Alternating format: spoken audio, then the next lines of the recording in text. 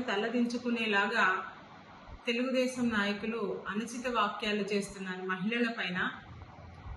మా మహిళలందరము దీన్ని ఖండిస్తున్నాము. ఎందుకంటే మనం నిన్న చూసినట్లయితే నగిరి నియోజకవర్గంలో ఎమ్మెల్యేగా ఉన్న భానుప్రకాష్ గారు రోజా మేడం గారి పైన అనుచిత వ్యాఖ్యలు చేశారు.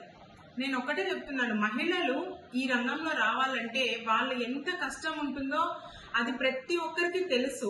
అదేలాగా మేడము ఫస్ట్ నుంచి కూడా న్యాయం పక్కన పోరాడే మనిషి, ప్రజల కోసము పేదవాళ్ళ కోసము తను ఎక్కడైనా సరే పోరాటానికి ముందుంటారు. అదేలాగా ఎక్కడ అన్యాయం జరిగింది అని అంటే మేడం ఫస్ట్ ఉండి వాళ్ళకి న్యాయం జరిగేటట్లు చూసే మంచి మనిషి రోజా మేడం గారు. మీరు ఏమన్నా మాట్లాడదలుచుకుంటే మీరు రాజకీయ పరంగా మాట్లాడండి, రాజకీయ పరంగా వాళ్ళని ఫేస్ చేయండి. అది వదిలేసి పర్సనల్ విమర్శనలు చేయడము, మహిళలని ఎలా పడితే అలా మాట్లాడడము. మా మహిళలకి కూడా మేడం గారికి ఒక ఫ్యామిలీ ఉంది, తను ఇంతకు ముందు ఎక్స్ మినిస్టర్గా ఉన్నారు.